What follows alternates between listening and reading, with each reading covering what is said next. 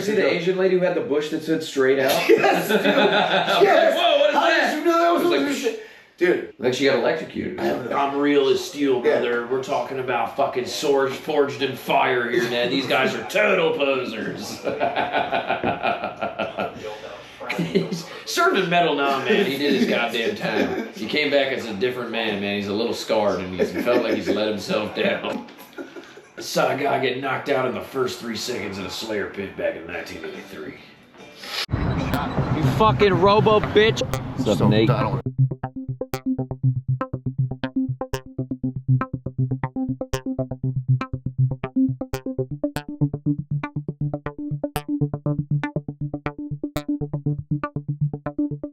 Does he look like a bitch?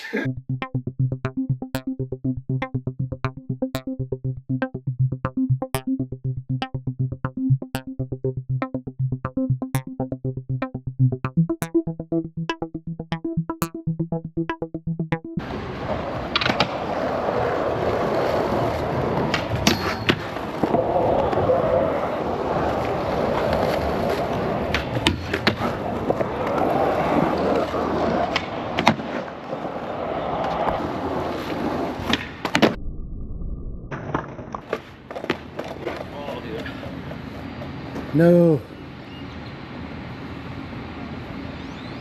You gotta pay to play sometimes. I'll be alright, but that shit looks like Frankenstein's fat foot. Ladies and gentlemen, boys and girls, welcome back to another installment of the Ellis Jones Show.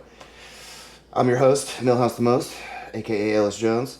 Today we have a very honored and esteemed guest. I would say we're good friends now. I'd say we are. For sure. Yeah, but we've known each other a long time. This is the OG Skull Rash Vine Man, Mercho Man Randy Savage, Brandon Bristol. Oh yeah. Hailing How we from doing? Brandon, Florida. Yeah, Brandon. Fucking so- Florida. I've known you since you were probably 17 years old. We met in Tampa. We kind of lived together in San Francisco. We worked together a lot, DJing, doing other random gigs, selling tickets on the wharf. Yeah. Anything under the sun, man. Yeah, I've always admired that about the pickup guy stuff. You know what I mean? I was always like a guy who's like, I'll have like 8 different fucking gigs. You know, like Curtis was like that. Rest in peace, Curtis Valentine. I know why I moved. We talked about it before, and I don't want to get into like that story I told you today about having to sit on probation for a year. So you know why I moved to San Francisco from Florida, because the place is just trife. There's no opportunity. But I've literally in 15 years never asked you why you moved to San Francisco. Like, yeah, I think a lot of it was like me and Ian were hanging out all the time. He was kind of living with me at one point. Like we were skating pretty much every day, and then Steve Majika was our homie and filming us. So it was like all 3 of us hanging out all the time.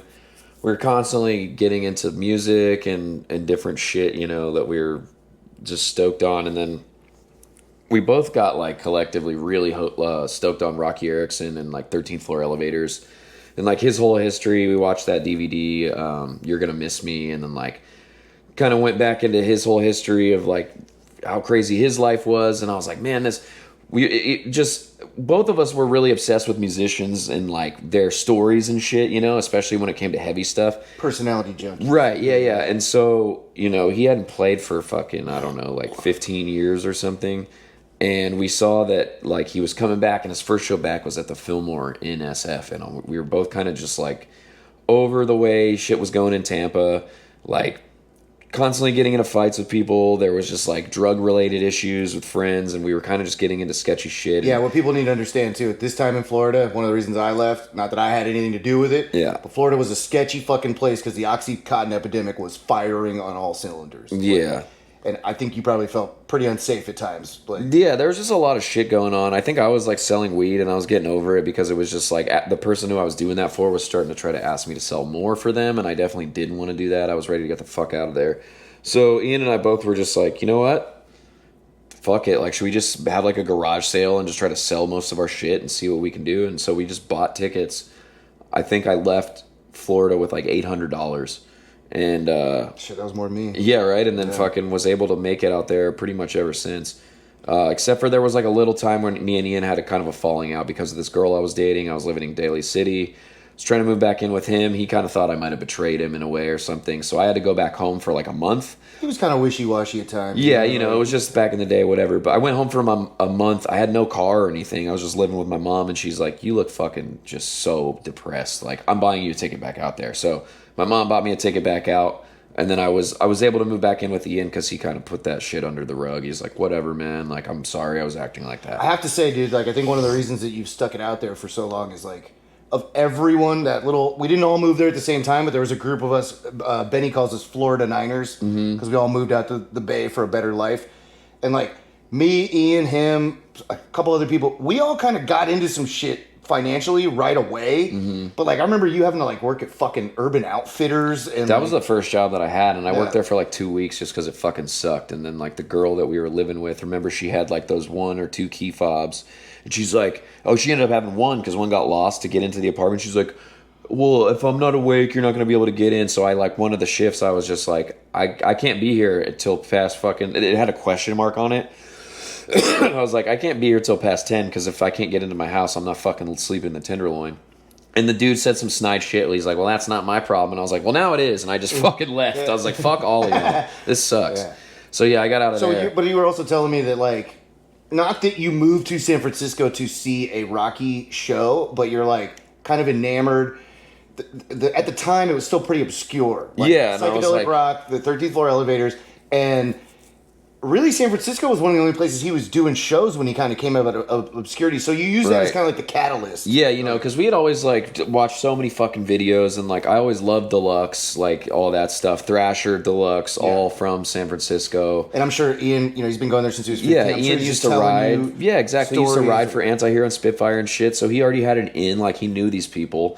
And I was like skating all the time, so I was like, fuck, maybe, you know, we can get in there and maybe go skate with pros and all this. And we were able to do that. Like, I'd get in the real van with, like, Aaron Chalene and, like, all the dudes who were doing it back then. Like, Peter Rimadetta, like, Frank would get in there. You'd have the Young Bucks, like, fucking Lil D from Oakland, you know? Remember John Stallings, who's just, Squirrel? Like, yeah, Squirrel Blood, dude. John Stallings, the most criminally underrated skater. So good, dude. If you guys don't know who that is, look him up. He's an Oakland legend. He skates once in a while. He's got kids and stuff. But you guys brought me around the little Oakland scene. Best skate scene ever. It was super sick. And the toughest fucking skate scene ever. And I think because of Ian and you, no one ever tried me. Like they were just like super fucking inviting. D was like super helpful. Squirrel, super helpful. Timo, coolest fucking dude on the planet. Like they were all really cool and shit. One of the most important pro skaters, just because he is the reason that there's a DIY in every fucking city. Yeah, we used to go to that spot that like Aaron was living, remember, and like Devin Blood was living there, and like Ken Nagahara, and I remember watching him split logs for the fire barefoot. I was like, yo, this dude is fucking Viking. Some wild shit. He's like, he's Japanese, so he's like, this dude is samurai blood. Yeah, straight up. Fucking kid takes killer photos and stuff. But yeah, anyways, like we I don't know, man. I just had this dream, and like we kind of like were able to do a lot of the shit on the outside of, you know, stuff people would never be able to do, but we're getting to like be there. Like I saw a lot of the shit that was in that Real Roll Forever like get filmed, you know, because we're there for like some of the heavy ass like hammers and stuff. And one of them that never, I think it's at the end. It was when Hubba Hideout was pretty much at the end of its fucking run, and they just had the dirt at the bottom. Yeah. But Massimo was doing the front blunt kickflip out, and it was the only reason he didn't land it is because the fucking mud was super soggy, and the wood that was on top of the car had got rained on. So he stuck it like so many times, dude, but it just never ended up working out. But just like I remember the only clip that I was around for that I know made it into the video was when that Antoine kid. He grinded up the rail in Japantown. Oh yeah, that was awesome. I think the only reason I remember it is because I didn't know that I was BGPs. I was like over in the corner, rolling a joint, and Aaron's like, "Dude, like, you gotta." I remember another one too where like I direct like influence of a trick made it into a video, which was pretty funny because same Antoine Aslan, sick as fuck. We were skating that like outrail kind of thing that's in Golden Gate Park. You know, the one that kind of curved, like Van Westel back 180'd over the whole thing and shit. And he's like trying to figure out a trick to do, and he's like, I don't know, man, this thing is sick, but like, I was like, you know what's a sick trick that people don't really do? Back feeble front shove. And he's like, you know what, that is sick. And then he fucking does it. He did it like third try, and he's like, thanks, man. I was like, yeah, dude, I wanted to see someone do it. Like, fuck yeah. So he fucking ran with that idea, which was cool. I don't know why that makes me think of fucking one of my favorite tricks, and it's not because he's from Tampa, but one of my favorite tricks on Hubba was Abdias did front shove 50. Oh yeah. Sometimes those look like doo doo, but like if you get that's a good trick though if you do it proper. And that's hard. That top of fucking hubba is tall, man. Fuck and Abdias isn't like he showed. That was another one of those guys, and we'll talk about it later on in the show. Where like there were people in Florida. We didn't really fuck with each other in Florida, in many capacities, but like when we were all out in California, we would fuck with each other. And like, not that Abdias was ever he was never an asshole to me in Tampa. We'd say what's up, we'd shake hands, like, but we never hung out. But like he held us the fuck down when we were in Long Beach, dude. For sure. We gotta tell the Long Beach story real quick. Can we sidebar on that? Oh yeah, which one? We were at fucking Red Room. It was like what Good Bar is now. It was the skate bar, like at the time. And we were partying with fucking Chima Ferguson's brother. Oh yeah, Tona. Yeah, and Tona, man. Tona. Yeah. And there was this like, kind of like, she'd probably be considered a torta now. She was kind of like a goth torta chick. Okay. And for some reason, I think she came up and gave me the Crocodile Dundee handshake. Like, you know the Sheila. And I picked her skirt up and slapped her butt cheeks together. And then it turned into this thing that like, every time I walked by her while we were at the bar for the night, I would slap her on the ass, and she loved it. Like, it was totally consensual. Like, it was also a different time, you know. Totally. And a lot of free love going around down there at the time. And at one point, she comes up to me and she's like, "Hey, like, I love that. Like, I truly love it. But you have to stop because my boyfriend's here now." Like, and I was hammered and I completely forgot. She came up to me at the bar and I slapped her on the ass, and her boyfriend's on the other side of me, and he's like, "What are you doing?" Yeah. Like, and she's like, "No, we're old friends." And then at the end of the night, she fucking, me, you, and Ian pile in the back of her like Civic. Her boyfriend rides shotgun. She drives him home, drops him off, and then comes back to Abdia's house. and I ended up becoming coital with her on the floor. Oh shit! And I forgot about that. Abdias is like, "Hey, just not on the bed." And like everybody left the studio and let me like fucking. I remember that. And I fucked up, and everything was all good. And the only thing I feel bad about is I left like a warm rubber on. And I know it was warm because Colby was like, "Yeah, I just picked up your warm condom off the ground." Like, and I was like, "God damn it, man!" Like, so big apologies for that one. But, whoops. But yeah, God, there's a million stories like that. What were we gonna? Did I interrupt something? Were you on a riff with the story? Oh, you were gonna tell the time you've seen Rocky Erickson a million times, and so have I. But the best time that you saw him was when you ended up going there, and we're gonna get into the Macho Man story, but. You were essentially dressed as Randy Macho Man Savage. Yeah, so I think it was like a Halloween. I was like, I'm going to be Macho Man, and that's kind of where like the origination of the Macho Man started. But I think like 3 or 4 of my buds, we were all like, ended up taking some acid that night because we're like, we're going to go see Rocky Erickson. And I figured you got to do that at least once to go see like kind of the fucking godfather of psychedelic rock. So easy. We're all frying, having a good time. I think we were at the chapel for a little bit before that. There was something going on. So we all roll over there. We get in, we're having a good time, and like I'm in the full on like red and yellow fucking, you know, like tassels. Leopard fucking printed tassels and shit. Just loudest dude in the fucking building, you know. And so Rocky starts playing. I'm like starting to feel really good from this shit, and then like I go directly to the front, and I'm like kind of standing in front of him, and I'm just like, I have my sunglasses on, you can't see my eyes, but I'm just smiling, super huge, like stoked. And he kind of keeps looking at me. But there's these 2 like jock dudes that don't look like they belong there at all. You're like, how the hell do they even know who this dude is? But they're like jumping around next to me and shit. It's kind of throwing me off. And they're just like, Rocky, Rocky. And he keeps looking at him like it's making him feel weird, you know? Because if you don't know anything about this dude, he's got like paranoid schizophrenia. He thinks he's got a lot of different demons talking to him. He's had multiple personalities. Look him up. Go watch the King Khan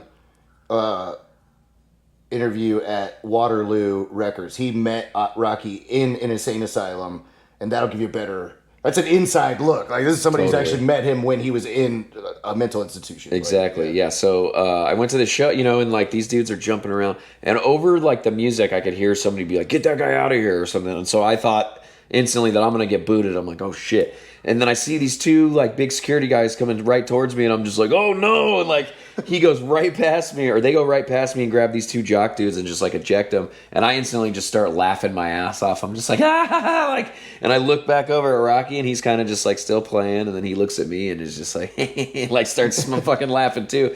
So that got me super stoked. The rest of that Halloween night was awesome. That was one for the books. I ended up getting to see him a few more times. And actually, the last time I got to see him was at the chapel, and it was really cool because my homie's band, I think it was the Crip Trip dudes, which are from Austin, Texas, and maybe a couple other guys from some local bands out here. They ended up being his backing band for the last tour he ever did. Whoa. And so I got to hear some cool stories of them being on the road with a legend, and his like towards the end of his life. Starbucks. And yeah, he was very addicted to Starbucks, as he liked to call it. Starbuckies. We got to go to get some Starbuckies. And he just loved like the super sugary drinks, He's just like a big old teddy bear little kid, But made some amazing music and was definitely a huge catalyst on getting What's me the to name the of the West Coast. documentary about him? I believe it's called You're Gonna Miss Me. Yeah. And I think there's a book that goes along with it. Yeah, there's plenty of stuff that you can find out there about him, like bands like ZZ Top and like legendary bands are like, man, he was the real deal, like those bands idolize him, if that gives you any kind of idea of how important he was to the shape of music. And also, I mean, this is what I've heard since I moved to Austin, right? We're in Austin, Texas. You always think fucking psychedelica, San Francisco. Right. San Francisco is the home of psychedelic music. That's not the case. And nobody had to tell me this. I just heard one thing on KUTX where the 13th floor elevators, when they were in Austin, had a business card that they would give venues that said, the 13th floor elevators, psychedelic rock. Yep. Psychedelic rock was invented by the 13th floor elevators in Austin, Texas. The thing is that the market for psychedelic rock was San Francisco. That's where the Love-In was. Flower Children and all that shit. Yeah. Hippie Haight-Ashbury. That's where a band could go. Right, they definitely did well there. I think they played there a ton of times, and that's why he came back. I knew they were from here, but I thought they were a San Francisco band. Yeah. For the longest time, but they weren't. Yeah, that's definitely like you said. Though most people would assume that, like, if you're really popular in psychedelic rock and shit, especially back in that time, you would think it started out that way. But and I mean, not everybody does it great. I mean, we've all heard the Black Angels. They were actually his backing band for a time. I saw him play, and they were great. No, I know. I tease about them. Like neo psychedelica can. If you're in the wrong mood when you hear it, can be a little corny. Mm-hmm. Just ends up a lot of it sounding like I think if it's not like the intro music for shows, some of it. Yeah, it's like a little too we're so psychedelic. I mean, one of the best psychedelic rock bands ever is a band called the Gree with Greg Ashley, and it's just because he's such a fucking. I don't even know if he's ever done acid. I know he has actually. We've talked about it, but. He's such a music nerd that he can manipulate fucking the most psychedelic thing about, and I know because I've been frying on acid trying to go to sleep listening to the 13th floor elevators thing, and when you're hearing a fucking electric jug, it's fucking your head up. What the hell's and the shit that Greg experiments with all these fucking weird noise tape machines and fucking drum. You saw the drums that are inverted speakers and shit. That's pretty wild. So, I mean, psychedelic isn't necessarily a sound. It's how are you finding a unique way to fuck with people's brain chemistry with music? You know what I mean? Mm-hmm. And there's no better example of that than a fucking whiskey jug or a moonshine jug that's been electrified. Yeah. So speaking of fucking music and bands and all that, you're in Texas right now because you played at the metal. There's a metal fest or something. I don't know. I'm gonna grab a beer. Tell the camera. Yeah. So no, I was just down in Houston for 4 days at this fest I've been going to. I think it was this year might have been the 4th year for me. I think they were on their 8th or 9th one, but it's called Hell's Heroes. It's awesome. They have a ton of. Usually heavy metal bands, black metal, thrash, some death metal and shit. Stuff from all over the spectrum as far as it goes to heavy music. A lot of legendary bands that I thought I would probably never see, or you're like, do these guys even play anymore? Some of them might even reunite for this fest just because it's gotten so big. But I've seen a lot of really killer, awesome acts over the past few years, and I just happened to be there again as a spectator because it's been so fun every time. So we didn't play this time. Hopefully we get to eventually. But yeah, I'm in a band out of San Francisco called Molten. It's primarily death, kind of thrash metal, heavy, super fucking driving shit, It's super sonically complex. Yeah, I mean, a lot of people who know me in my personal life, when they hear the vocals on it and shit, they're like, what? That's you? Because death metal vocals are a whole different thing, and everyone's always asking like, how are you able to do that without like fucking your voice up and stuff? And I'm like, you gotta train yourself to sing from your diaphragm and not your head, otherwise you'll really fuck yourself up. You're a guy who does voices, you've done voice acting, and it's like you understand how to use your voice like an instrument. Right. So why would it be any different with exactly? That started when I was a kid too, because my older brother Chris was just always doing impersonations. So you know that's been around in my fucking like head since I was a kid. And I was like, you know, the more and more you listen to something, or like just like skateboarding, you watch shit over and over, you try to emulate it. You're like, I can do this. But I remember us specifically having a conversation one time too about like we were both doing like E40 impersonations, and I was like, if you think about it, the cadence of his voice is almost like the rolling hills of the East Bay, and you're like, yeah, like when you speak Australian, everything goes up like your dick. Classic. Yeah. But what else? So what? We're gonna get into like the deeper shit. This is just kind of the intro. What are you doing for work right now? Like, are you still bartending? You still DJing? It's been a minute since I've DJed. I still like to do that when I can, but my main gig recently, I think I started last March, is I started working for the stagehand union out there. So it's essentially, you know, you're like setting up and taking down shows for either conferences or like, you know, tech things or shows that like usually big stadium shows. Like last year I was able to work at the Giant Stadium. It was for like Post Malone and Jelly Roll, and it was like this huge thing. And that was really cool because like they fucking had like really good catering that everyone was taken care of. And you'll just do them all over the Bay or wherever they need you to, but there's like so many different jobs you can do in it. You kind of just work a bunch of them. You work as much as you can, basically. They call you, and the more jobs you take, the more that you're gonna make, basically. Right. And they'll keep on calling you. They like reliable people. And then you will accept like different positions if that's what's open. Right. And you can kind of see what you like to do and whatever might not be for you.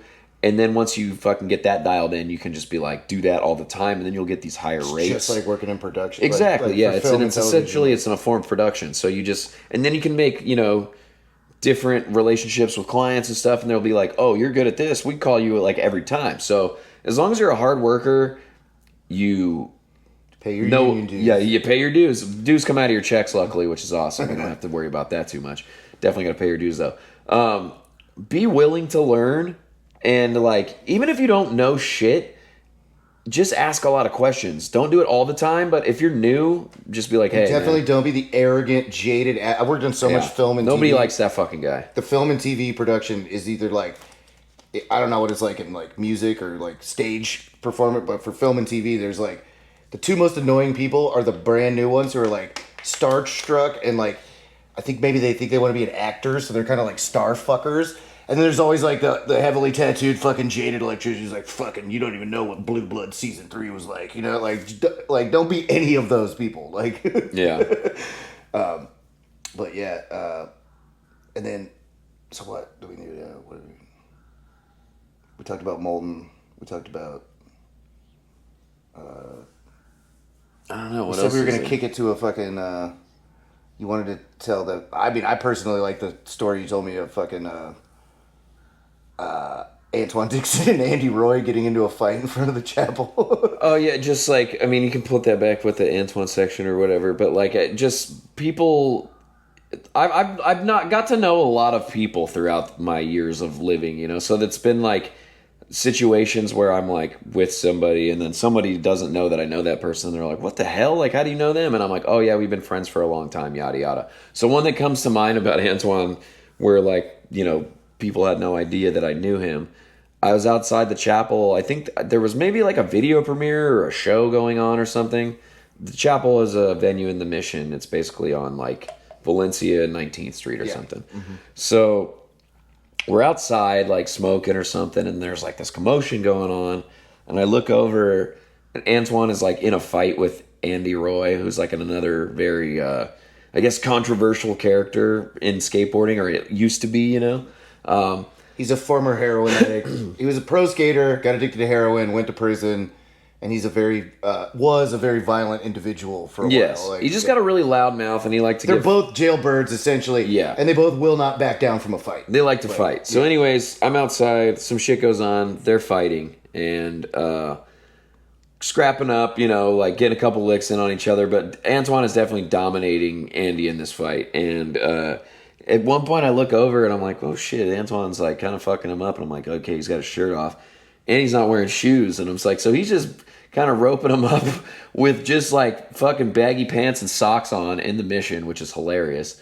And out of nowhere, like, you know, I'm like talking with somebody, and then he like just kind of turns around, like Antoine turns around, and he's just like, what the fuck, you know, like talking all this shit about Andy, and he looks over, he's like, oh, what up, Bristol? And he like just runs up to me in the middle of this shit, daps me up, we like hug it out, and I'm like, y'all good, dude? Like, what the fuck's going on? He's like, I fucking hate that dude.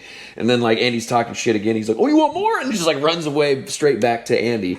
But all these people around me are like, the fuck just happened? Like, wait, you know Antoine? I was like, yeah, I've known him since I'm like 16. I was like, this is just kind of normal shit. Like, but that was pretty funny, you know, to an outsider, they're like, everything going on was strange, and then like me knowing this dude because of his larger than life personality. Anyone stopping in the middle of a fight, it'd be like if we were fucking fighting like out here in the front, and my neighbor's coming home from work. I'm like, "What up, dog? How was work? How you doing, dog? Hold on, I gotta get back to this shit." Yeah, no, it was pretty good. Oh shit. Yeah, that's another thing too about Twan is he doesn't forget people. He's not a cool guy who thinks it's like says something about him like, I meet so many fucking people I don't remember anyone. I remember Twan was maybe on some illegal substances, definitely high as a fucking kite on weed, probably drunk. He was hanging out with Ricky Martin, so you can figure out, and not to live in La Vida Loca. We're talking about living La Vida Broca, dude. Reptile Ricky, dude. Shout out. Yeah, dude, love you, Ricky, man. Sorry we couldn't record when I was in Florida, but coming soon. And I'm working at the fucking tattoo booth at Tampa Pro, and Twan, no shirt. He didn't wear a shirt the whole time he was in Florida. Yeah. He comes up to the booth. He's like, he looks at me and he looks stunned. Like, I don't know if you've ever been bullfrog hunting. You shine a light in the bullfrog's eye and it's just like, and then you can catch it. He sees me and then he goes, for minutes, to where I like went and started doing something else. I was like talking to somebody and he's still standing there just like, and he goes, no. It's like he forgot. It just came to no. He was like searching the database, like how we were talking about how Premiere used to render for hours. Like exactly. He was like the little bar was going across his head, like where it's searching. The little color wheel finally caught up, dude. Found it. He's like, there it is. I mean, I think we got everything as far as the last one that was pretty fun. Like you were saying though about how Antoine has just always been cool and never forgets people.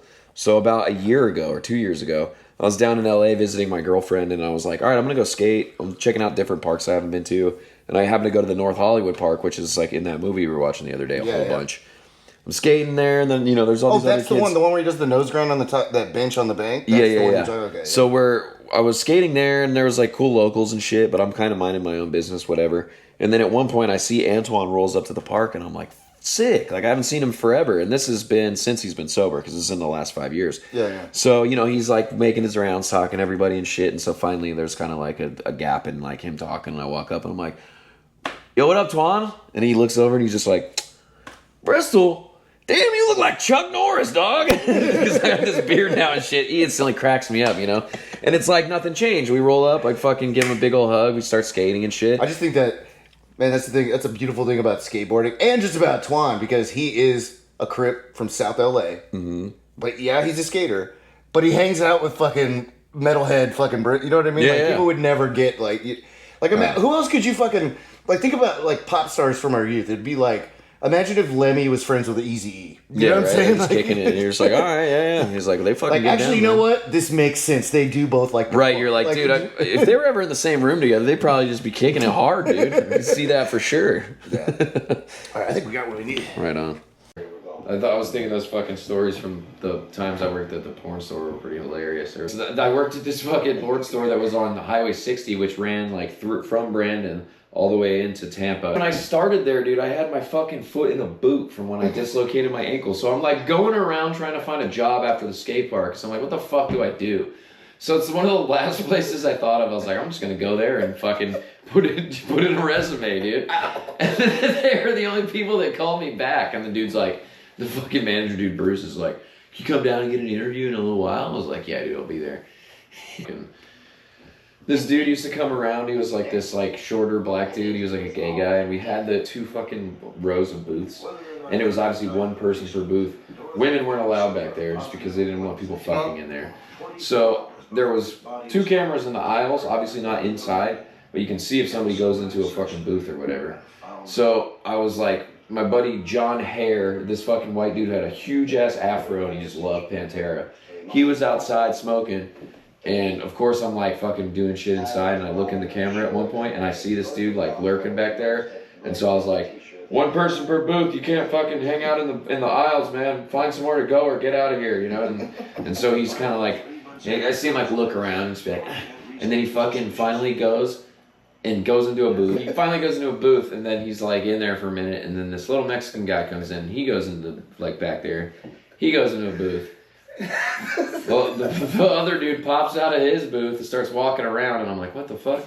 He goes and knocks on the door, and I see it open, and he goes in there, and I'm like, are you fucking kidding me? And so my buddy's still outside having his smoke. He comes in, and he's just like, what's up, man? And I'm like, that fucking dude who lurks around all the time, he came in here, and he just went into a booth with this Mexican dude. He's like, well, you know what you gotta do.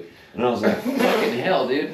So I go back there, and I have like the broom, and I'm just like knocking around and being like, it's one person per booth. If there's more than that, you got to get out of there right now. I have these things that's like a punch key that'll open any door. And I was like, God damn it. Like my buddy was almost setting me up for this. So I fucking open the door. I like kind of kick it wide open, and the black dude's sucking the Mexican dude's dick, and I'm like, what the fuck? So I just start whacking him with the broomstick like he's a fucking like pest in my house. Like, what's that? Like, get the fuck out of here. I was just like, you can't be having this happening here, dude. Like, so he fucking gets up. Little fucking Mexican guy scurries out, like trying to pull his pants up. He fucking runs away. And then like, as I'm trying to shoo the other dude out, he's just like, this is fucking, you can't do this. And I was like, no, you can't suck dick back here in these rooms, dude. This is a one person per booth kind of thing, and you're not even supposed to be jerking off back here. I was like, get the fuck out of here. He's like, your manager will be hearing from me. And he went out in the parking lot and called the store, and my buddy John Hare picked up, and he's just like, hey, man. He's like, yeah, were you the guy giving some head in the back there right now? Oh, and he's just like, blah. He's just like, yeah, you can't come here anymore. It was insane, dude. Thou doth. Yeah, I was just like, protest too much. Well, I'm like, hey, nothing against that, dude. You can be gay all you want, but just not in the jizz booths back there, dude. That are not even supposed to be jizz booths. They're supposed to be entertainment viewing booths, which, yeah. I don't know, man. I seen some weird shit in there. Another thing I seen, because I had to go clean those, put on a fucking hazmat suit and mop the jizz booths at the end of the night. One time I found a set of homemade butt battery beads, dude. You know, it's crazy talking about fucking wild fucking skate park stories. I thought about this one the other day. And I really don't, I hope these guys don't think of it as like putting people on blast, because Scotty wasn't wrong and Dylan was just in the wrong place at the wrong time. This is when I stopped going to party, because a lot of people at skate park at Tampa, the younger kids, were kind of shitty to be around at the skate park. But when we were all at other parties, like in North Tampa, like USF or whatever, yeah, everything was all good. We were like, that was the only time I ever felt like anyone had my back. Yeah. You know what I mean? And like, I remember I watched you pretend that you were from Liverpool, England, yeah, all night long, and nobody, even people who didn't like you, they didn't break character, like they didn't tell the people. You had these two brothers who were with you who were like, yo, this is my dog, Brandon Bristol from Liverpool, England. You're like, yeah, right? Like, yeah, we fucking doing them. One night, when I stopped, like, not only was like the ghetto house a fight almost every single night, yeah, but some fucking dude was fucking with somebody, and Scotty, big body Scotty, grabbed, and this was not a small guy. This was like one of those big fat fucking, remember they used to wear the polo pastels and sandals? Yeah. Like, you know, like big fat USF guy. Let's just say Bert Kreischer's cousin. Like, yeah, just to give the viewer a fucking idea. And Scotty, like pro wrestler style, like picks it, grabs this dude, and like throws all of his weight over and throws him down onto the ground, and he falls like a sack of shit. And at the exact moment, DMFP, Dylan motherfucking Perry, was leaving, and I'm talking about the front wheel of his car just touched this guy, and he hit the brakes, like whoa, like, and I was like, these guys are gonna get somebody fucking killed. Like that was that literally, Scotty doing what Scotty does, looking out for his boys, and Dylan just trying to be like, I'm going home to steady. Like, yeah, dipping. I remember hearing about that too, and he was all fucking shook because he looked shook. I saw thought he was gonna run over this dude's head. Dude, it was like a USF party or something. Yeah, it was right? those apartments where it'd be like every fucking apartment was, you just go apartment to apartment, like. Yeah, dude, I remember being at a fucking party over there one time. I think it was my boy Colin Prosser's place. He was like staying there. He had a chick or something, and like everybody was having a good time. I remember there was like a beer pong table and shit, and like Nick Wilton was there, and and like Devin and all those dudes, like the Sefner homies, who were definitely in that crew, who were quick to fucking fight if you talk some shit. So we're in there having a good time, and then of course somebody says something stupid, and then a fucking fight breaks out. And I remember Nick hit this dude over the head like 3 times with a quart, like trying to break it, and it was just like dunk, dunk. The dude's leaking everywhere, and he finally breaks it over this dude's head, and it's just like pandemonium. Shit's fucking flying everywhere. People are running. Some dude like tries to swing at me and misses, and I just like fucking kind of like just like huck him over the table. The fucking beer pong table falls all over. There's shit everywhere. Colin comes running out of the back like half naked. He's like, what the fuck's going on? He's like in the middle of banging his chick. And then like, of course we're all like, at some point Nick and these dudes like fuck these dudes up enough to like, all right, let's fucking dip. So we're all leaving, and like as we're leaving, we're like running to the car, and these dudes are like fucking bleeding, running down the stairs after us. We just get in the car and fucking dip out. It's like, fuck all y'all. But I felt bad for the homie because like his place was so thrashed, and none of that was just, intended to happen. It's just how it was back in those days, dude. Like skateboarders at that time. People who took some shit too fucking far. Though. Yeah. Like there was times when so Ryan Clements owned a couple of rental properties in fucking Ybor, and he would rent them to skaters. And God bless him for that. Yeah, I mean, otherwise people would have just put, Dude, I mean, where else are you going to rent a $300 room, that's like you could skate to the park from, like. Exactly. And, but like, there were things I saw happen at the ghetto house, where the 2 houses are on the corner, like Scotty's house and then whoever lived over there, where it was like people started showing up there to fuck with people. Like, people were showing up there to brawl, but then there was the night that there was the party at the Carnage house, where Giles and fucking, who was the other redneck kid, the one who got run over by a semi-truck? Lehman. Yeah, Chris Lehman. Lehman. Skate vert with no fucking pads. Yeah, Chris Lehman. Chronic energy, brother. Like, we had cases of that shit at the house. I remember that shit. And but then they started, like, they got all excited and acted like the house was the fucking Hellrose house. Like, it was like a bring your own hammer party. Totally. Like, so, it would be like a half thing of, like, people fucking with people and the kids from the skate park putting them in line. And let's be honest, we learned all that shit from the gnarly fucking older dudes who went to fucking Ybor to brawl. Yeah. Like, I hung out with Atomic Tattoos guys, and there would be times where I thought we were all just having fun, and somebody would come up to me and go, if you see me punching somebody, don't stop swinging until you're dead. And I'd be like, what the fuck? Yeah, exactly. Like, dude, so many Ybor fucking fights, and it was just, most of the time it was just because we're fucking skateboarders, and that was when it was just all jocks against skaters. Yes, and, yeah. And it's because most were like fucking taking their chicks, or they were in fear of it, or it has happened before. What's really crazy though now, going back, I just went back to Tampa for a short period of time, and it's like, oh, the tattoo people and the fucking skaters, we won the cultural war here. Like, Tampa is just as culturally significant to skateboarding and to tattooing as San Francisco or any other city where those cultures thrive. Like, but it wasn't like that fucking 20 years ago. No, it was still just like. And now did you ever think that one day thought of as a novelty probably? Like in 2006, I think that was around the same time we both worked at skate park, right? And there were dudes who had been there 20, like, you don't even know, brother. 20 years ago, I saw Latin King cut this dude's guts out on 7th Street. And now we're like, you don't even know, man, 2006.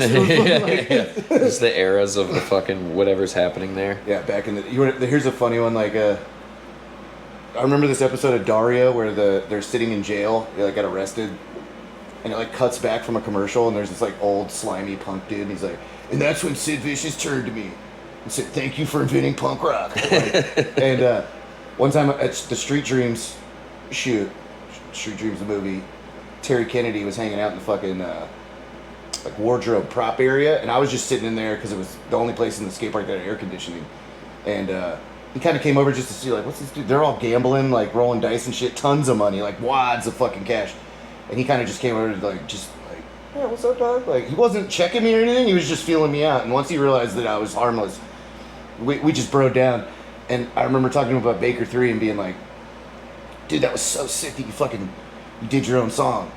Like, I think more people should do that, because like Tommy Guerrero did music for like visual sound. Right. And like, I don't know who else skated to their own music, but there's like, skate rock's always been a thing. Like, totally. But I guess he got a lot of flack for that. And then like, Then, dude, a couple years later, Fly Society comes out. And I was yeah. I was like, all right, Millhouse, whispering in the ears of greatness. There you go, man. That's when Terry Kennedy fucking turned to me and said, thank you, Millhouse, for inventing Fly Society. That's what you get when you fuck with Millhouse. And he's one of the only pro skaters that remembered me. Yeah. Because they had to come back to reshoot, and he was looking at the postcard that had the fucking the neck face Baker. Remember the first one that he did where all the boards go together? Yeah. And he's looking at it and he goes, man, he's like, wait a second. How come the black man's playing basketball? He's like, man, Baker racist. and I walk in right when he's saying that, and he looks over and he's like, Nate, what up, dog? But yeah, probably one of the only people who ever visited skate park that I interacted with that remembered me. Because it's kind of, people were like that, where they kind of, maybe they think it's cool to be like, oh no, have we met? I meet so many people, dude. Yeah. But anyway, welcome to the Ellis Jones Show. Brandon Bristol, my guest. How long have we known each other? 20 years at least, probably. I started working at skate park when I was 16. Started going there when I was 13 or 14, probably. So I met you somewhere in that time. I want to say the first time we met was at... was it at the Warped Tour thing that the skate park did? Yeah. For the people who don't know, skate park at Tampa always rented a merch booth at Warped Tour whenever it came to Tampa. And their kind of shtick was Scotty would be on the microphone heckling people. Mm-hmm. And they had squirt guns for the ladies to cool them off, right? Yeah. And maybe have And they had all these different little stencils that were ridiculous, where it'd be I love, and it'd have a fucking chicken. So it's I love cock, or I love skate park at Tampa, or whatever. And then they'd have a fucking, you could spin the wheel and make out with one of the dudes there, or do something show your tits or something like that. Yeah. So the one year that I went and we were all hanging out together, we were the dudes who were just making out with a bunch of chicks, I think. And then that's the first time I ever got fucking strep throat. So I wasn't sure if that was you or Benny. Yeah, dude, I got the fucking strep throat from that shit. I was like, okay, yeah, maybe not a great idea at the fucking Warped Tour. I remember Mike Pipito was making fun of me because somebody had taken photos of me with a nipple in my mouth, and they put it on a skateboard, and Schaefer had it hanging in the fucking in the hallway of the office. It wasn't in where kids could see it at skate park, but if you came up to the offices, it's in the Grail, I remember that. I wonder if that's area. still hanging up there. It's funny. Could be. I haven't been in the back offices in a long time. Brian Schaefer, man, what a fucking patron saint of fucking Tampa dirtbag skaters. I used to always call him Rockstar, and then I remember one time he came out to this event on Treasure Island. I think it was for Tony Trujillo's shoe release. And I went out there, it was big DIY, bands are playing and shit. And I was like, what up, Schaefer, how you doing? And he's just, talked some shit. And he's like, you're the rock star now.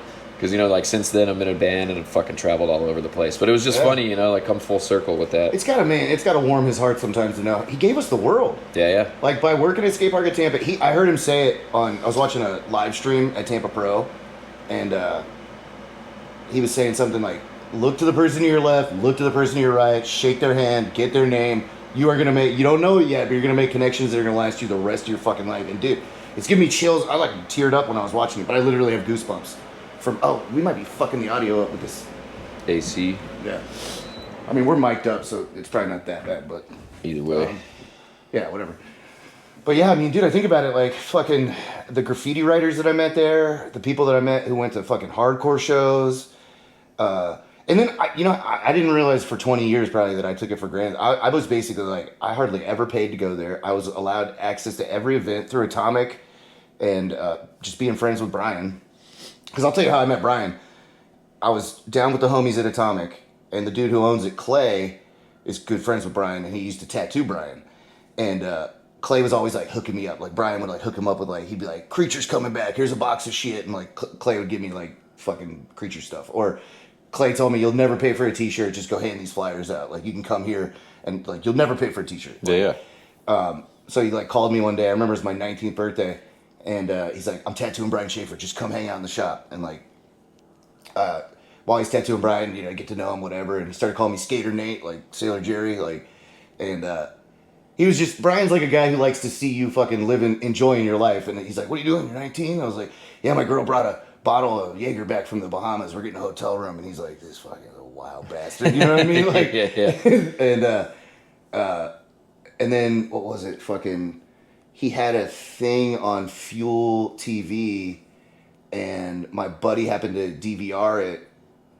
So we dubbed it to a VHS and brought it to him, and then he sent us like the fattest fucking skate park Tampa box, like That's boards, awesome. fucking t-shirts, like whatever. So the relationship was already there, and then I actually got hired through Ryan.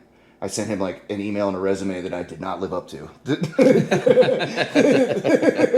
But yeah, and I told him, I saw him in Des Moines recently, and I was like, dude, that was like a paid business internship because I'm doing real estate now. He's a big real estate guy. Yeah. And just deductions and like, you know, businesses always fail because it's a spending issue. Like, don't be delusional about it. Like, if you spend more money than you're making, it's like getting fat. If you eat more than you're fucking working out, you could be fat. Yeah, like, that's how it goes. So how'd you end up working there? So I had just been skating there, you know, since I was a kid, and then like I was just like the lurker who would always be in the shop, and I met like a bunch of different kids. I had like my crew from Brandon. I think that was like my buddies Danny and like Matt McMillan and Josh Bowser, who I think Josh still works there. Like I think he does photos for him and stuff now. Oh, that's sick. But I remember McMillan. Yeah, He's like a funny fucking guy. Yeah, dude, that crew was funny because we like all of us lived over in Brandon, and then like, you know, there was other people who kind of lived on that side, but a lot of them were more like, I don't know, farther out towards Carrollwood. Like some fools were in Spring Hill and shit like that. But anyways, the common ground was, you know, the skate park there, and that was like at the time the only one really, you know, like indoor skate park. We had the fucking Bro Bowl, but that's, you know, I love the Bro Bowl. Bro Bowl's great too, but it's just like if you want to learn how to do like street skating and just, you know, what was popular at the time, skate park was perfect for it. So I'd go there all the time. And I like met Ryan Clements like pretty young, and I think I one time I got like stuck there or something. Like my grandma was watching me, and like my grandpa or somebody got sick, and I was like kind of stuck. He's like, well, I'll just give you a ride home. So we became friends, and then I would kind of just start to pester him like, hey man, when can I work here? I'll start at the snack bar, I'll do whatever. And he's like, you know, like blah blah blah. And eventually he's just like, hey, you still want to work here? And I was like, yeah, of course. So I started in the snack bar. I worked there for a while, and then eventually worked in the shop for like 2 years or something like that. I was there for a total of 3 years, but yeah, I think when I was working there, you were like kind of doing, because I did the schedule, so you had some snack bar shifts. Yeah, and then I would do shop, and then they realized that I was good with retail, and I'm really good with like customers and shit. Especially when I was younger, I was like, you know, not so jaded on the whole retail experience. And it was also cool because you get to like introduce young kids to skating and try to get them hyped on it. And but you also have that like perfect skate shop employee thing where you like, you know how to analyze product and like why it's important, or like why you like it, and then like, but you can also, because you have that kind of reasoning, that logic, you can tell that you can ask kids the right questions to even help them find like a brand that they'll identify with, not just necessarily like functional equipment, like just something that they're into, because there's just so much different types. Because you're like I mean, that's why I knew I could give you a DJ gig. I didn't teach you. You told me one time I taught you to DJ, and I was like, no, you were a DJ. I just gave you a gig. Yeah. But it's like, if you can curate, if you can be like, oh, you fucking like this band, then you need to fucking know about this band. Check this out. Yeah. So it's the same thing with skating, with brands or with product. Like, oh yeah, if you like the way those skate, or you like the shape of these boards, you just already had that personality as like a teenager. Totally. Yeah. So that worked out pretty well, and like ran that for like 3 years. And you just, you know, skating every day pretty much the whole fucking time. I lived in Brandon, and then when my parents split, I like moved closer to the park, so that was great. I was just like always going there after sessioning with the buds. We'd be out, you know, just as much as we can filming, just skating, just fucking being full skate rats, immersed in I it. remember you guys, like, there was a really productive group of kids there who, like, Lako was always making tapes for people. Yeah, he was like the Brandon side. Maybe Bajika wasn't around yet, or he was younger, maybe. I think I met him like when I was probably like 17 or something like that, because he's one of the dudes who lived in Carrollwood. It was like him, and then Joe, who I think he still does like video stuff for not High Def Joe. High Def Joe. Him and Steve and Bajika were like best buds, so they'd come to the park together, and that's how I met them. And we just ended up like hitting it off because we were all into the same shit. We'd smoke weed together and just be silly. And then so growing up in Brandon, I went to Bloomingdale High School, and I heard this. I don't know if it was a rumor or a fact or whatever, but somebody said that our high school had the highest like AIDS rate in the entire state. So I was like, I'm good with trying to fuck with girls over here anyways, because most of them just were shitty. Like I didn't like them. So I ended up going to all these like parties over on that side in Carrollwood. I became really good friends with those guys, and that's how I would just like end up meeting girls and whatever, had girlfriends through that shit. But yeah, where I grew up too, like me and like my amigo, I'm not gonna name his name, but we were like the only kids in our neighborhood who were trying to like go to every fucking neighborhood. You know what I mean? Like we're trying to go to parties from this high school, Check from this high out. school, go out on the beach, like Totally. that's just how you are as a skater, I feel like. So we're doing broad strokes. I kind of lost track of you after I got fired, rightfully so, from the skate park. Like I didn't fill out waivers for like 3 months. It's literally one of the only things in my life, other than like driving drunk, that I regret because I think about it and I'm like, you took skating away from a kid for a day because you didn't put his waiver in. You know what I mean? He couldn't skate. But then I also think about it, and it's like, if you ever hated on someone at a skate shop, you took skating away from them. Just a little bit. Like, you know, you take the wind out of their sails. So it is what it is. I guess the only reason I'm mentioning is because those people are adults now, and I really don't want them to beat me up. So I am sorry. It's like that fucking scene in, what is it, Billy Madison or whatever, where he calls Steve Buscemi. He crosses him off the fucking list of people to kill while Yellow's playing in the background. All right, Millhouse. He's like, all right. Live to fight another day. Scrape by on the skin of your teeth. At least he acknowledged that was fucked up. Exactly. So I lost track of you then, and then I started kind of like running between... basically, I just spent the next couple of years traveling, and so I don't really know what you were up to, but I think we should kind of keep it on like how our interactions. So I think the most interesting stories that happened between when I was working at skate park and when we met back up in San Francisco are the Antoine stories, dude. So we got to bring this out, like for sure. You know, the greatest cover of all time, Antoine. Good a lot of you see. folks don't know is that. After Antoine, everybody knows the legendary story where he supposedly beat up 3 cops. I still don't think he actually did that. I think he like swung on them or like resisted with violence, and then because he's black and the cops are racist, they just charged him with battery on a Leo. Yeah, probably have to talk to him about that if he remembers it. Yeah, He might. yeah. But he kind of stuck around in Florida, I think either for court or... I have some theories on why Antoine liked being in Florida. First of all, we all know... Do you think we should be talking about this? Because I feel like it's important to tell some stories since he's kind of like coming out about it now, you know what I mean? Like, because Antoine, in LA, Antoine is just Antoine. You know what I mean? Yeah. It's like Antoine who grew up there, but when he was in Tampa, he was fucking worshipped by kids. Like, I mean, he always had a fucking entourage. Yeah, I mean, Like- he kind of talked about that, and other people talked about that recently too, because he's like, you know, just like a really nice dude. He's like a big kid, basically, you know, and he's very like, he'll take care of you. He's got your back, and if somebody's fucking with him, he's gonna protect his crew, himself, all that. But over it's not even everything. just about violence. Like, No, that was just him, like you know, just being a good person. But when you add all that other stuff, he wasn't really Antoine anymore. He was this character that people expected him to be. Because caricature of people would himself. just, you know, they realize, oh yeah, this fool, he's larger than life. They would just bring him weed and all this shit and just kind of enable it, dude. You know, and he's like a young dude who we all were doing that shit. You know, Yeah. I'm like, if somebody brought me some fucking booze or a blunt, I would do the same thing. I'd be like, yeah, let's party. So it wasn't him just being like, oh, I'm like, you know, this whole shit. there was no ego behind it. No. Like, I think that's one thing they didn't touch on in the new Antoine documentary that came out, is that, like, I think people kind of just assume that mentality of, like, you become big-headed. He never, ever got a big head. He paid the rent at Robbie Kirkland's house. Him and his mom were going to get kicked out of their house, and he took his whole fucking Baker check, or most of it, I would assume, and paid the rent at their house. And I don't even think he stayed there half the time. I think he was, like, no, he was just a staying good with person, Ricky man. and shit. Like, dude, Antoine's the kind of guy that if he's down to his last Coca-Cola and a hot dog, and you don't have shit, you have half a Coca-Cola and half a hot dog, and that's not an exaggeration. Yeah, for sure. You know, like, I mean, we just met, you know, through a bunch of homies and stuff, and him coming to the park, he was always super cool with me, which I was, you know, instantly hyped, because I remember watching Baker 3 with everybody else at the skate park of Tampa in that premiere, and just being like, who the fuck is this guy? You know? I didn't know either. And, you know, like they said, everybody's new favorite skateboarder and all this shit. But he was always super cool, down to fucking skate, down to just hijinks and party and all that stuff.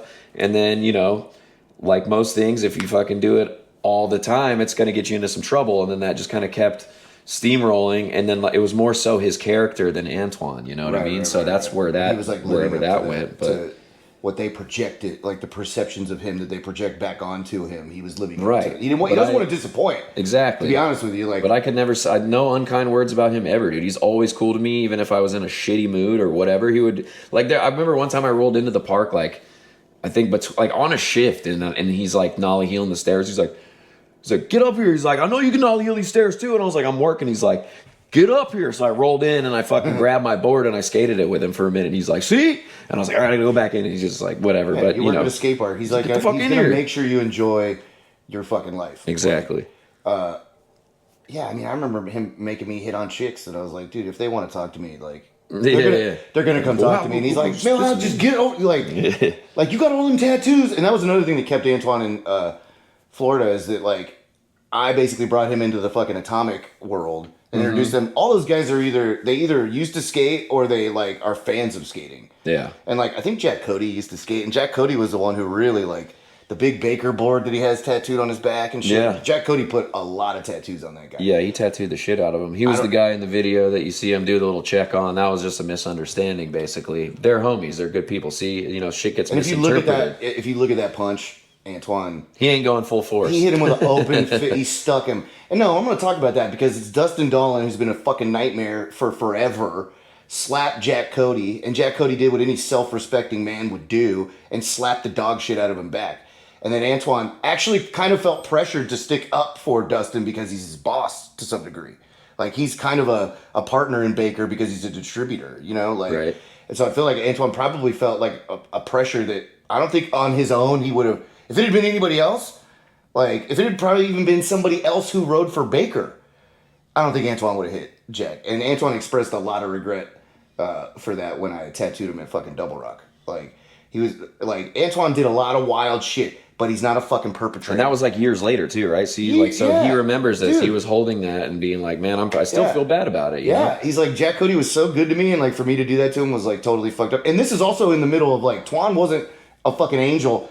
He had just gotten out, right? And like he was still fucking partying. Okay, I won't talk about specific. I mean, do you want to tell some party stories, or should we? I mean, we can tell party stories. We don't just like whatever, but like he. Because I personally never partied with or enabled Twan in any way. My relation to him was with the tattoo world, Yeah, one thing I was gonna say is like when that shit dropped recently, they were like, oh, like fucking blah blah blah. All these people were forcing him, or like blah blah blah. Nobody was forcing him to do shit. That's for sure. And he did whatever he wanted to. And you could also not tell him no. So if you're trying to be like, man, I don't think you should do that, he'd be like, fuck that. Or he call you bitch or something. Yeah, yeah. He was definitely living on his own free will. So don't forget that shit. Even when we were at fucking Double Rock, I wasn't drinking at the time. And I think the first time I'd been sober for a couple years. I mean, I was smoking weed, but like, I ended up getting drunk with him because he just kept offering me fucking, and I'd be like, dude, I don't drink. Like, and I remember at one point, he's like, man, you being a bitch, dog. And I was like, would you tell Andrew Reynolds that? Like, like I know I'm not Andrew Reynolds, but right. Like, if you kept offering to me, and he's like, dude, I'm sober, like, would you call him a bitch? And he was like, man, you're right. But then after a while, like still hanging out with him, I get stoned enough that like we're hanging out in front of Delirium with a dog. We can't go in, or not Delirium, Casanova. And I'm like, all right, give me that shit. Like, right. It's like, I'm with Antoine. And it was at a time where like I could fucking have drink for a night and then be like, that fucking hurts. Like, I'm not doing that shit anymore. Like, yeah. And it's like, how many times do you get to have a fucking slumber party on the floor of Double Rock with Antoine Dixon? Like, exactly. Yeah, it was fun. So, we won't talk about maybe somebody pooping in a drawer or watching people do like 4 different kinds of drugs off an iPhone. Not that wasn't you, it wasn't me, was it? But I don't think we should get into the deep party stories. But I honestly just love stories, and I really do like seeing people fucking be young and wild and pushing it to the edge and pulling it back in. And there was no better example of that than Antoine. So that's just what we'll say. Yeah, right? Definitely. And here's the thing that we can say is that Antoine has a son in Florida, and we were all there the night he was conceived because the baby mama walked into the party and he goes, I'm going to get that pregnant. And he did. And now that guy's got to be like a grown man. Right. What is this? Yeah, like fucking... It was like, what, 20... I mean, I was probably like... 7, probably? 7. Yeah, I left there when I was 21, so that's, at least 15, 16 years, probably a little more than that, so the kid's got to be close to 20. All right, so we'll get to San Francisco then, and this is a pretty good story for the audience. I'm working as a tour guide on Fisherman's Wharf. I just had to sit down in Florida and do a year of probation, so I was ready to get the fuck out of there and get to San Francisco, staying on Treasure Island, working as a tour guide on the double-decker buses, and every Sunday I would go to Hooters and hang out with the girls. And they also they liked me because I was a local and I wasn't fucking creepy. I was just there to drink the cheap beer. They had like cheap, really good beers for like $3. And even at the time, I know it was like 15 years ago, but like even at the time, to get a $3 pint of like a proper beer was a good deal. Like, Yeah. And the fact that like they were just nice to me. Like the city's kind of lonely when you first move there if you don't know someone. Oh, for sure. And like to have a group of beautiful women who are like, oh, he's not a creep, so like we'll be nice to him. And like one of the girls comes over and she's like, you look really tense. And I was like, yeah, probably. I was just out in the sun all day. And like she's like, here, let me give you a neck massage. And she's like, give me a shoulder massage. She's like, where are you from? And I'm like, from Florida. And she's like, I'm from Florida. I was like, really? What part? Blah, blah, blah. And she's like, actually, something comes up that I skate or whatever. And she's like, a couple of our skate buddies are coming to stay with us at our place in the Tenderloin, Ian and Bristol. And I was like, wait a second.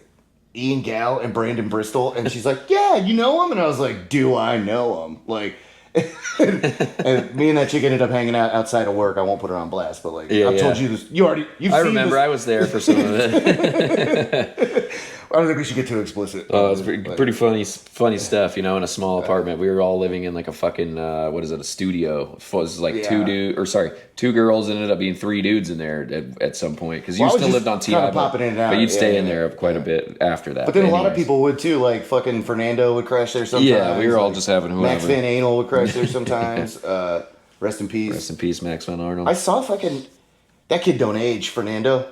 I mean, I haven't seen him in 10 years, but like, I hadn't seen him in almost 10 years since before that. Yeah. I was like, damn, you just stepped out of a fucking time machine, bro. Straight up, yeah. He's always kind of looked the same. Dude, I couldn't believe how much power he has. Like, to be that small and get up that 3 up, 3 down in the mission, like, dude, that's crazy. Because he was a short guy, like some Daniel Castillo pop, dude. Yeah.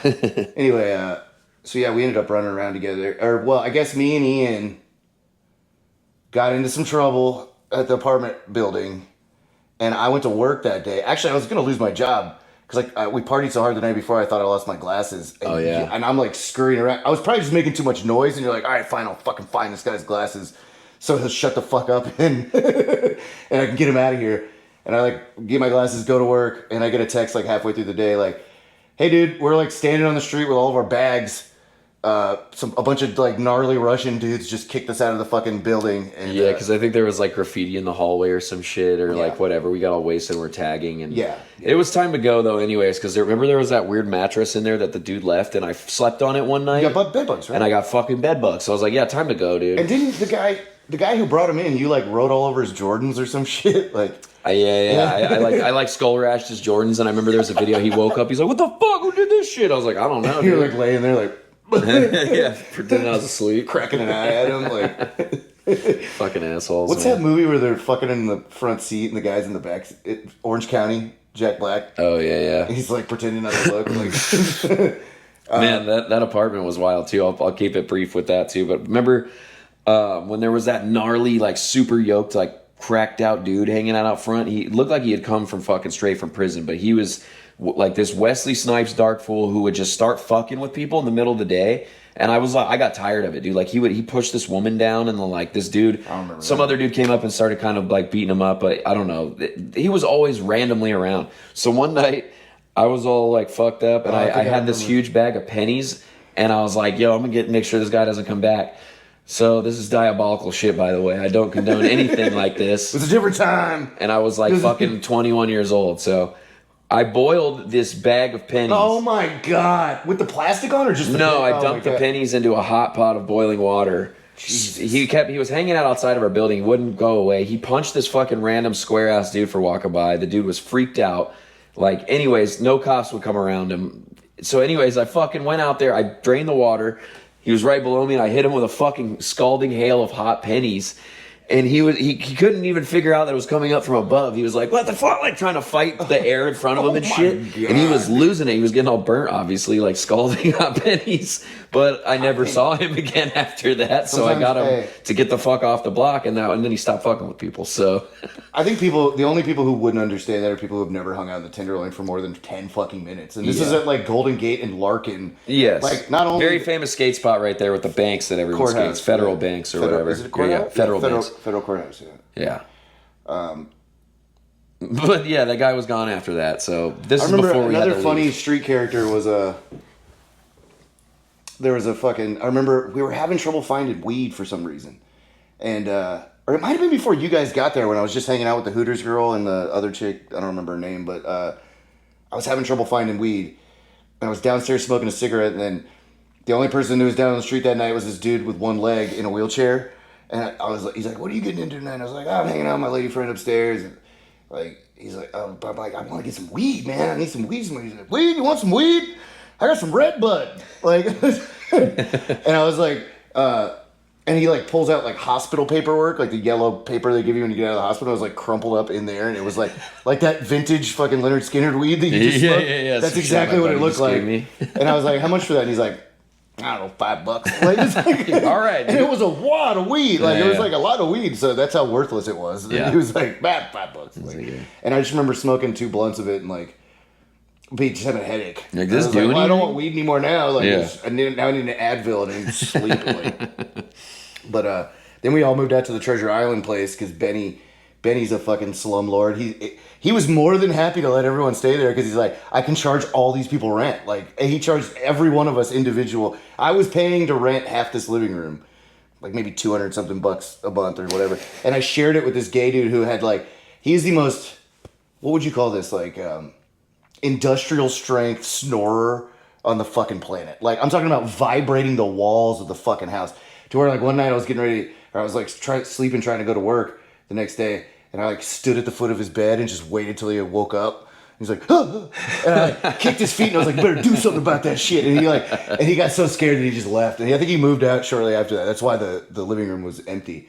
And I think honestly, I'm not saying I did you guys any favors. Everybody played a part in getting kicked out of that fucking apartment. But like, you guys' girlfriends were coming to stay there with you too? Like, that would have been a fucking nightmare. Wouldn't have been possible if we were trying to find a spot. But then, it all worked out. And then all that shit fell through and blah, blah, blah. And we did that for a little while, and then we moved to Broadway. Yep.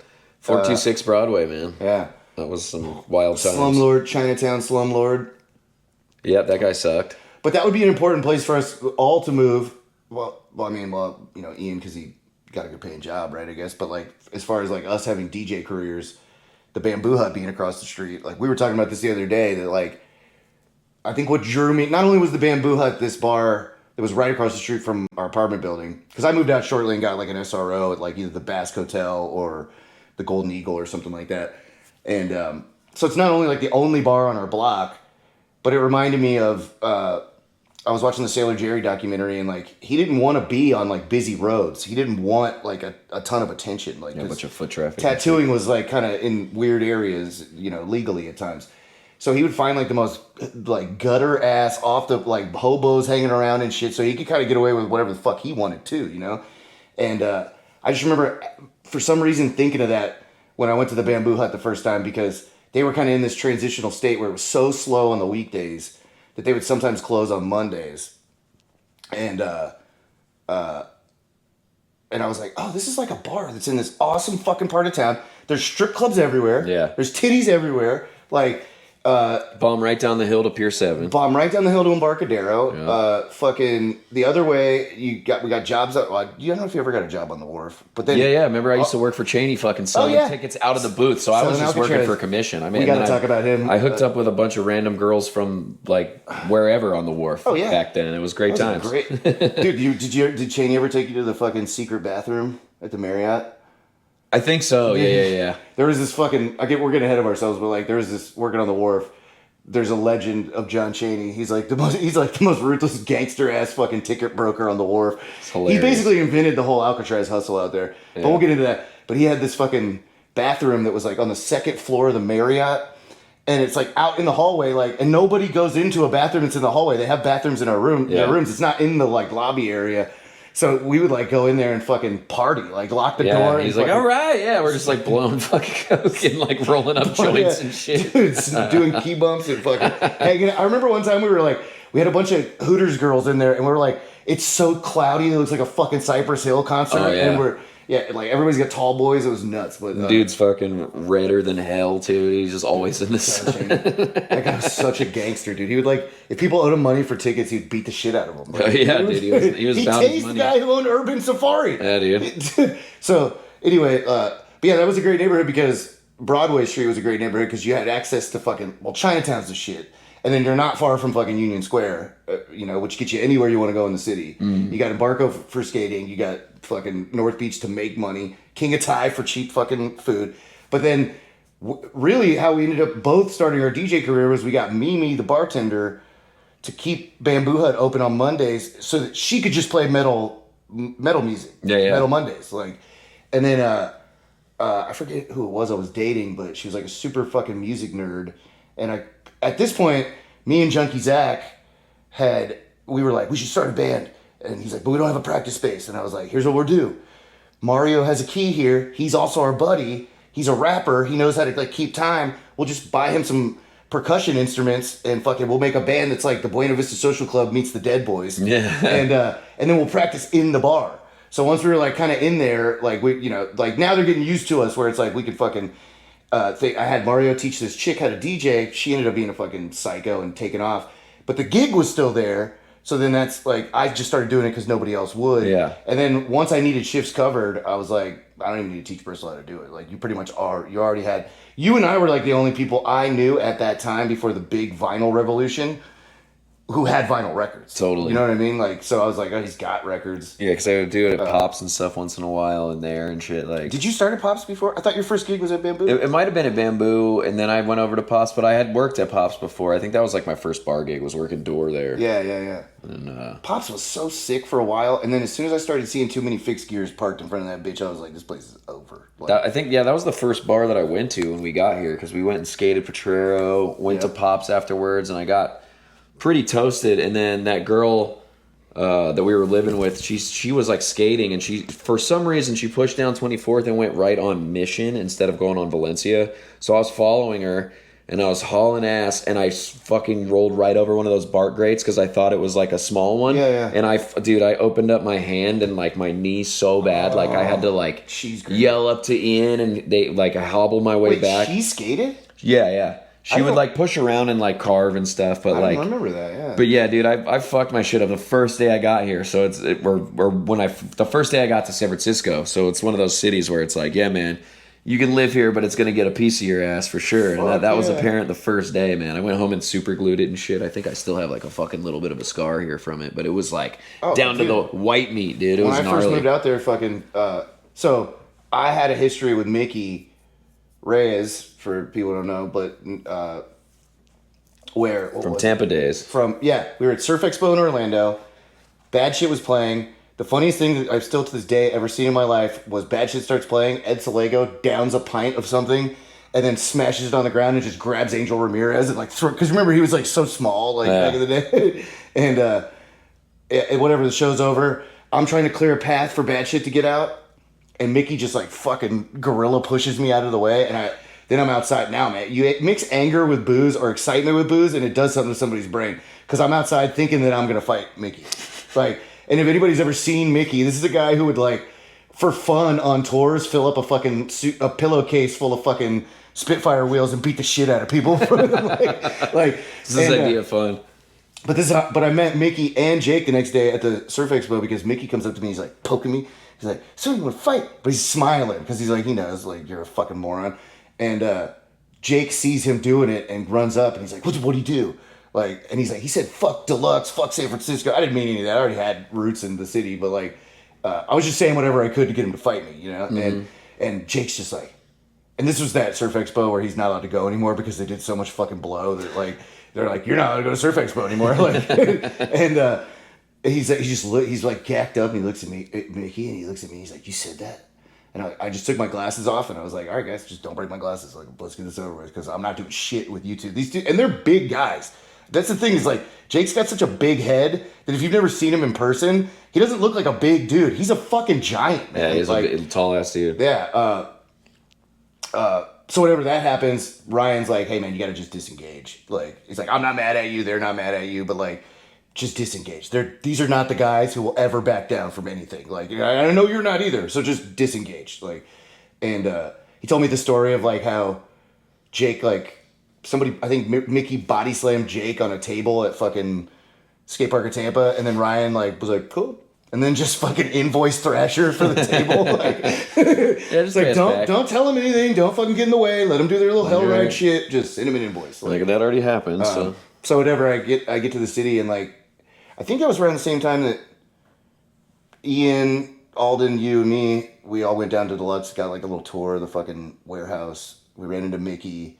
Mickey was super hyped that I was like doing tours around the city because he and his girl came and rode on my tour, and he saw that I was doing like skate history stuff too with it. Like what Ted Barrow's doing now in like a major way, I was doing like the double-decker bus, and like I wouldn't even do it if there were just skaters on. Like sometimes there'd be skaters on there. Like who's the kid who had the big front side carve on 24th Street on the BART station, Anti-Hero ad? Pablo? Yeah, he had like his family in town, or his family with him on the wharf, and I was like, oh, get on the bus. Like, and then I was doing like skate stuff, whatever, and like Euros would be asking questions about skating. Like I remember one time some European guy was like, where are these skate spots? And I was like, funny you should ask. There's Pier 7 right there. Yeah, they're like, everywhere, man. He's like, oh. He would. I don't know if he would have even noticed if I hadn't pointed it out. Right. But Lighting Mickey up was like the 4th of July, dude. Mickey was like super hyped that me and Benny were doing those fucking like throwing skateboarding and like mentioning that Frank and Gerwer Street. They should name it to Gerwer Street. Just rename it, dude. Yeah, Gerwer. Lombard Street. And Frank actually came up to me at the Graveyard Shift premiere when Pat Washington performed and was like, yo, dude, he's out of his fucking mind, wasted. This is back in the party days. And he's like, dude, you don't even know how much that means to me. It's like making me part of like the wallpaper of the city. You know what I mean? Like he's like, things like that like make people legends. And I was like, dude, that is going to be the coolest thing that's anyone ever said to me. Like, that's epic. But Mickey, I remember like, he always fucked with me whenever I saw, like, I didn't even ask for product. You want some product? And I'm like, yeah, I have money, I can buy product. Like, I'd rather buy it at the fucking store. Like, if you want to give me a discount at the store, that's cool. But, like, I'd rather buy it from you guys than just come here and, like, pilfer shit. Yeah. And, like, one time I was skating down, was it 16th Street? And I, like, skated right into Delirium, like, through the blind bumps and everything. And guess who's walking out? Mickey with a folded up newspaper. And he sees me, he's like, all right, sit down. Like, and he buys me a Jaeger and like tells me, you know how he loves to tell you there's no Santa Claus? Like he like tells you the backstories of fucking everything. Yeah. And this is like a way long way of talking about how the city will take a bite of your ass. But I guess like he had told Jake about me, and Jake saw me on fucking 24th Street one day when he was driving that like crinkled up fucking cop car, and he's like, Millhouse, get in. And I was like, I'm good, dude. Like, I don't ride with strangers. Like, and he's like, get in. So I get in the car with him, and he's like, so I'm your dad. And I was like, what? Like, I was like, were you in Florida in the 80s? And he's like, no, that's what everyone's saying. I'm your dad. Yeah. And I was like, fuck, man. I was like, Mickey said that shit, didn't he? He's like, yeah, he's been breaking my balls about it. He's like, I hear you're doing skate tours, like, blah, blah, blah. Like, what are you out here to do? Like, you're not out here to just be a tour guide. He's like, you want to do the skate thing? And I was like, not at all. Like, not one bit. Like, I don't have the skills to pay the bills. So why would I? I'm not delusional. Like something's gonna happen. Right. Like, I'm gonna magically get good at skateboarding at 24. Like, but I was like, I just want to bomb hills, smoke good weed. You can make more money out here than you can in Florida. He's like, oh, you want to bomb some hills? And he's like, what do you got your mind on? And I was like, Monterey Street in Glen Park. And so Jake doesn't fuck around. He took me out there. Like, yeah. All right, let's go. It took me to the top at Sunnyside and was like, get out. Like, I'll see you at BART. Like, and I bomb it. I think he kind of like went along with me a couple times to kind of block intersections, but then he just took off and waited for me at the bottom of the hill. And I don't know if you remember that part of Glen Park, but right where it like turns to go towards BART, I guess it's because of the freeway or like wind in the hills or whatever, there was like always a ton of fucking sand right there. Okay. So as I'm coming down the hill at Mach fucking 11, I like skirt out on the sand like this way. I'm goofy, so like I go down onto my front side and put my arm down, which is you should never do when you're going that fast. But I broke like the bottom of my radius so that people could see the scar. I had the surgery like years later, but that was the city taking chunk out of my ass. And you remember it pretty much like sidelined me from skating altogether at that period of time because I couldn't fall anymore. Yeah. Like I couldn't even fucking skate flat ground because if I fell, I was in constant pain. Right, yeah. You got to be able to work and see it. So yeah, so then where would you go? We've gotten to like Broadway. Then you and Ian kind of are like, this isn't really our thing. It's too expensive up here.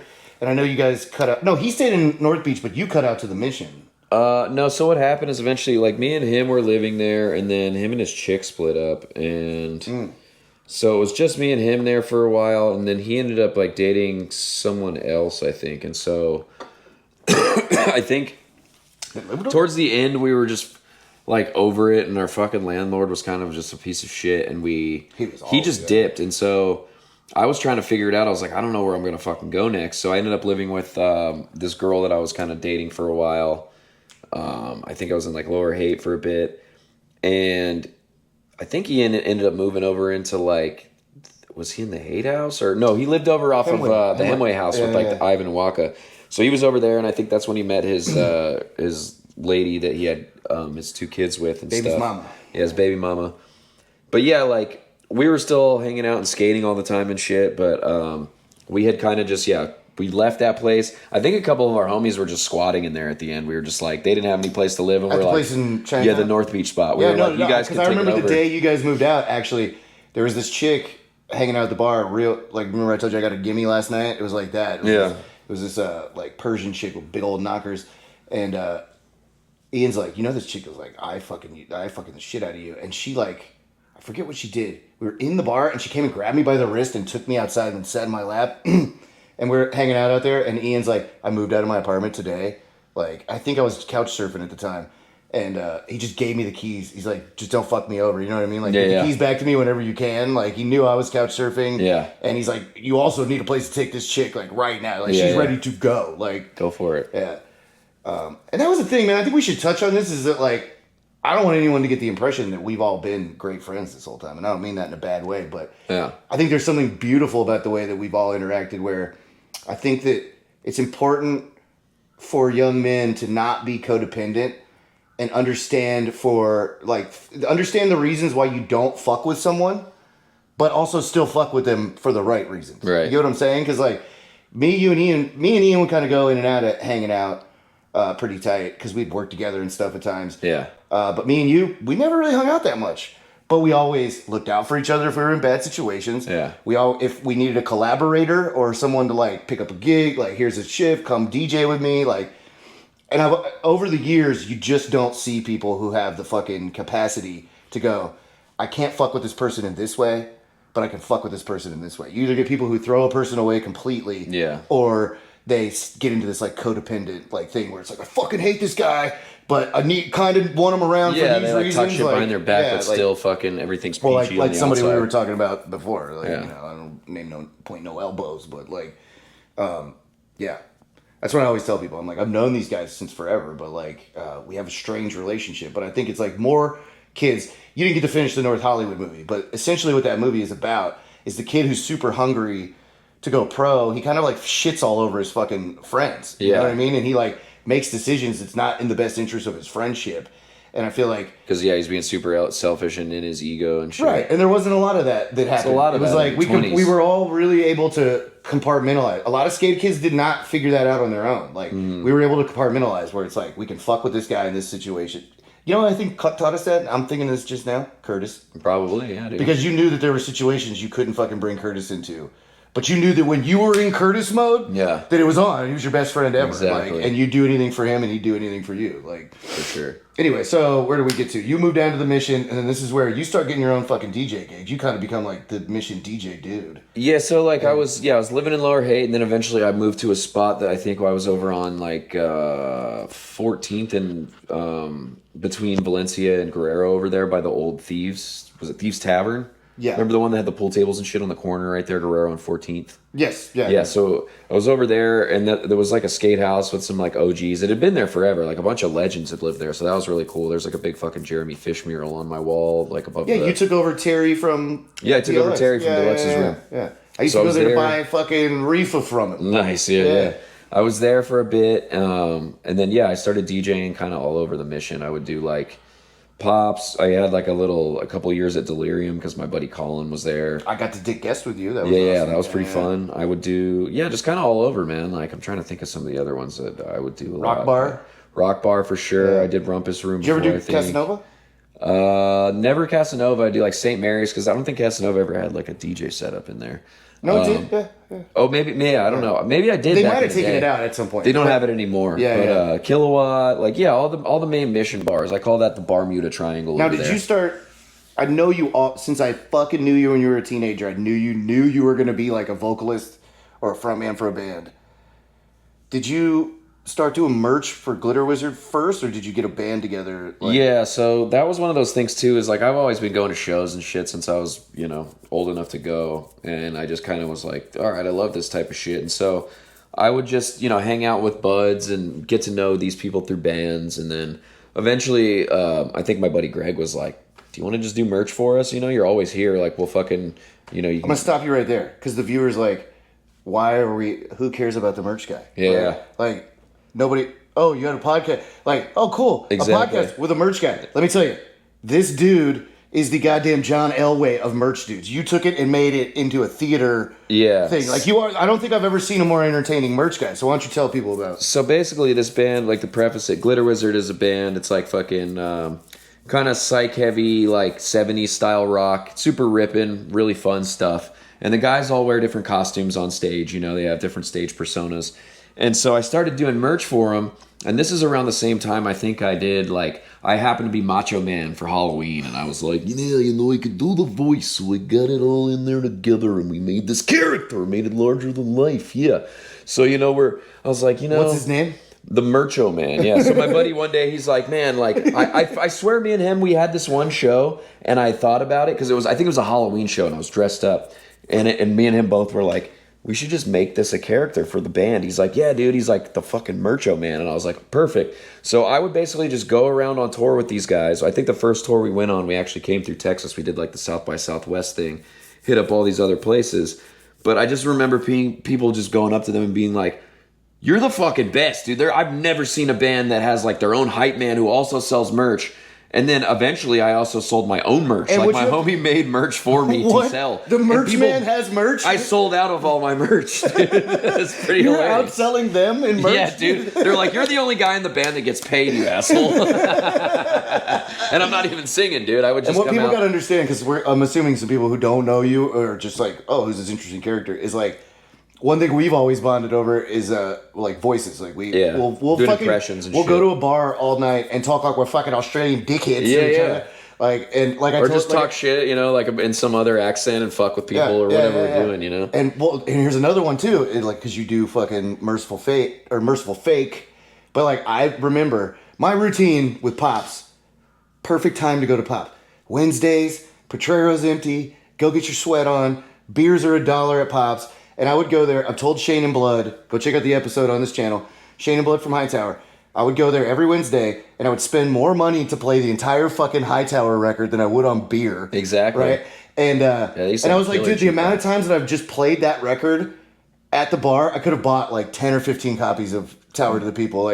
But again, to the precursor to you doing characters like Mercho Man or Merciful Fake, which I want you to explain in a minute, but you would go there and put on every Fate song, the Fate covers on the fucking was it Garage Incorporated? Yeah, I think so. The Metallica album. The Metallica album with the Fate. And sing over the jukebox, doing all the fucking King Diamond falsettos. To see you like that at 21, and then it's only been a couple of years ago that you did the Merciful Fate. Yeah, that was I think 2 years ago on Halloween.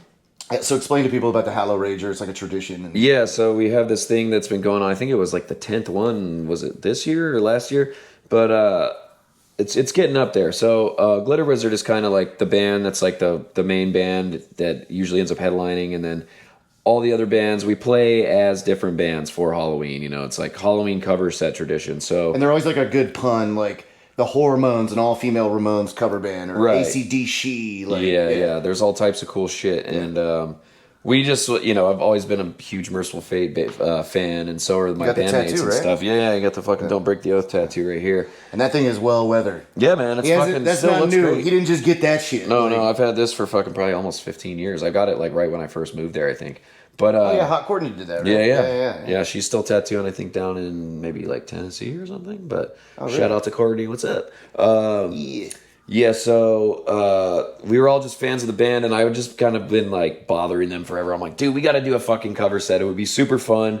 We should do Merciful Fate. People will go absolutely fucking nuts. So I got him to agree to it. I think we did 5 or 6 songs because you only have a 30-minute time frame, with the 4 bands.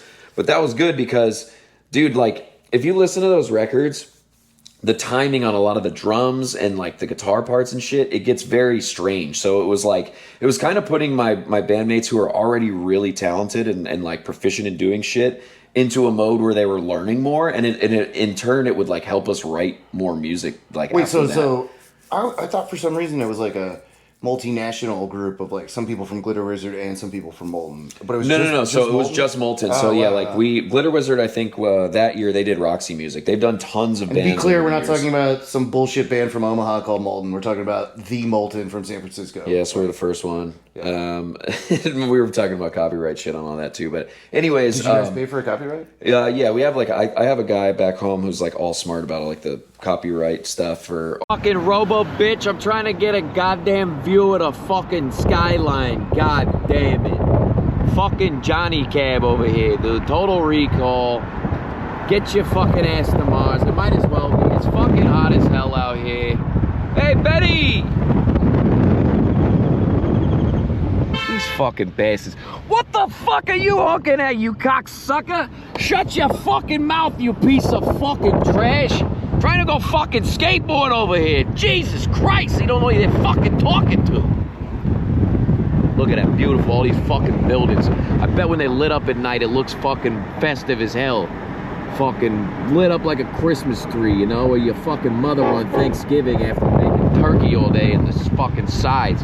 You know she can't take any more of your fucking mother-in-law's fucking garbage and her fucking grandma going on and on all day about the fucking china that nobody ever brings out that they've had sitting there for fucking 32 years. Jesus Christ, look at that ass. Donnie Delco here, signing out for a minute.